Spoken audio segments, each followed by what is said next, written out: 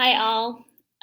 We are on our next chapter, which is all about proving triangles are congruent and just all sorts of different things with triangles.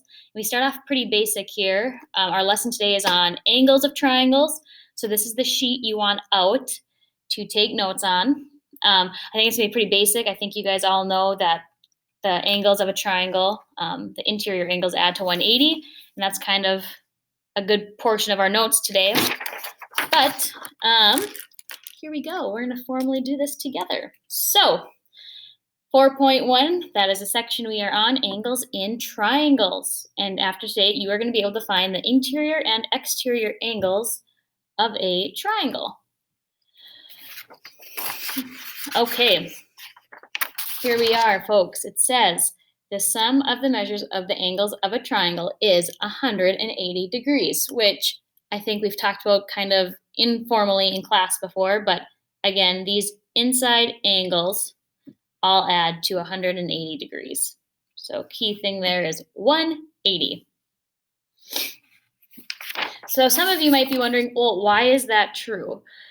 We can actually prove it right here. So if you were to draw in a line that's parallel to one of our bases, to the opposite vertice of our triangle, so do you guys see how I have this line here and this line here? They're parallel. Remember, that's what those triangles mean, or those little arrowheads. Because we've talked before, I can't see that. We've talked before that angles that form a straight line add to 180. So we can all agree that angle 5, 2, and 4 all add to 180, right? Because they make that straight line. Well, since we have these parallel lines here, we know that angle 4 is congruent to angle 1. And we know that angle 5 is congruent to angle 3 because of alternate interior angles. So now really, you could substitute angle 1 in right there for angle 4, and you could substitute angle 3 in for angle 5, and we would know that those three angles would add to 180.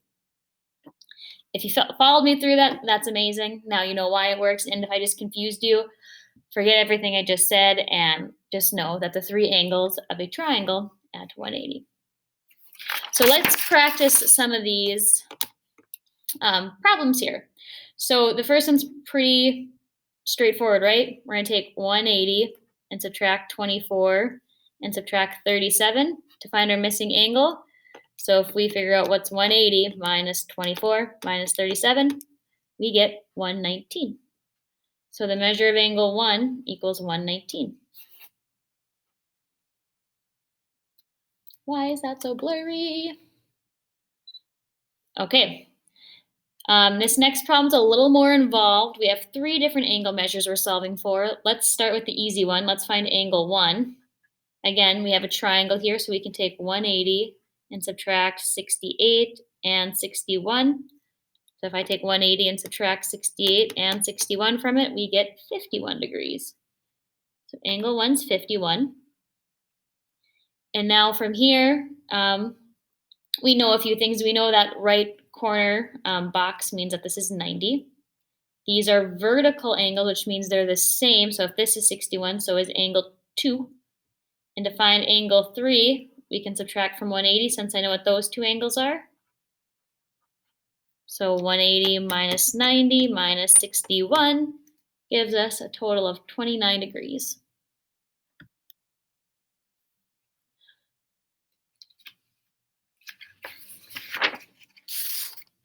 Again, a little more of an involved problem here, but nothing we can't handle. Let's start with angle 1. So we have a triangle here, right? So I can take 180 and subtract 66 and 84 to get our total there. And we find that angle 1 is 30 degrees. Angle 3 in this measure of 84 degrees, they're a linear pair, right? They make a straight line. So to find the missing one, we just simply subtract from 180, and we get 96 degrees.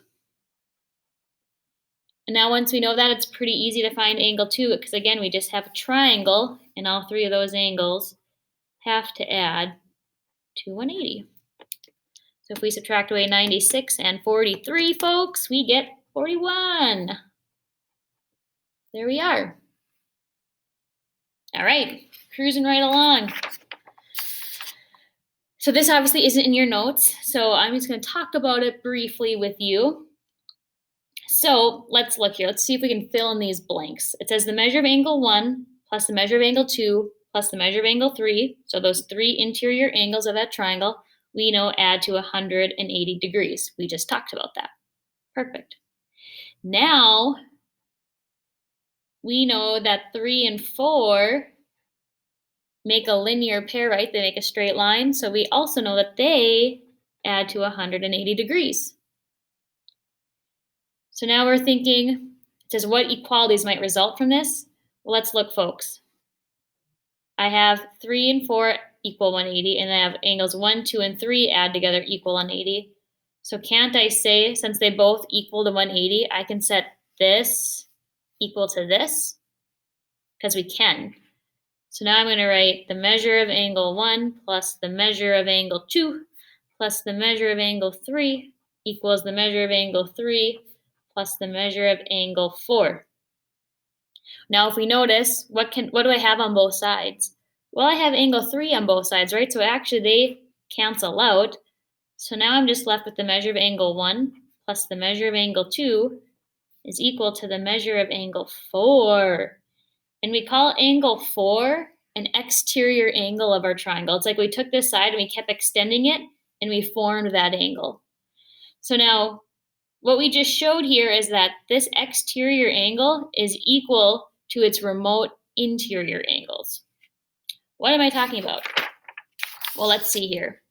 It says an exterior angle is formed by extending any one side of our triangle. So do you see how they extended that? Now, it's just kind of like a shortcut. You don't necessarily have to remember this, but it does make your life a little easier if you do. An exterior angle is always equal to the sum of the two non-adjacent interior angles.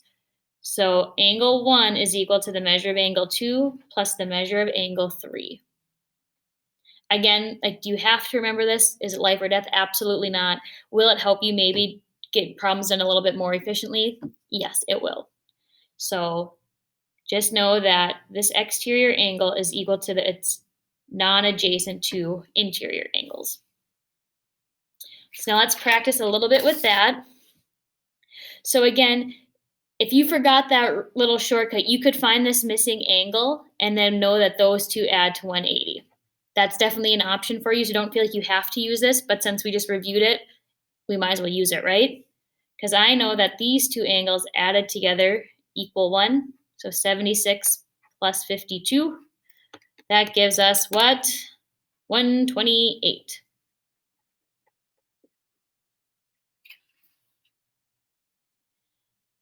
So now to find angle 1, this time we're given our exterior angle and we're missing our interior angle. So this time we can just take 104 and subtract 79.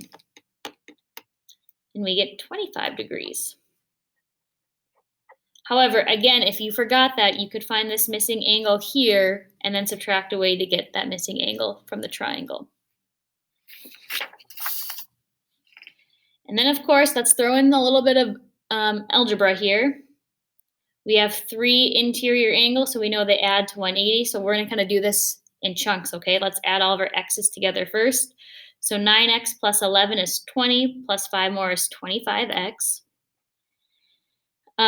Negative 21 plus 3 would be negative 18. Minus 2 more would be negative 20 equals 180.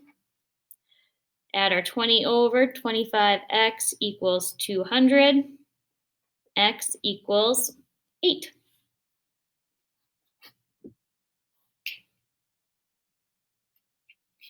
And then our last example today. So this would be a time when you would have to essentially know that your two remote interior angles would add to your exterior because we're not given an amount for these. So there's no way we could figure out what this would be. So here we go. We know that these two added together equal our exterior angle. So if we add our like terms here, 7x plus 5x gives us what, folks? 12x. Negative 32 minus 27, just because I don't want to be wrong. It's negative 59 equals 9x minus 8. Bring over my 9x, so I get 3x minus 59 equals negative 8. Add over 59. 59 minus 8 is 51. Divide by 3 should be 17, but I just want to make sure. There we go. Okay, kids. Thanks for watching. We will do some type of review in class since we did all the notes together. Enjoy the rest of your day, and I will see you soon.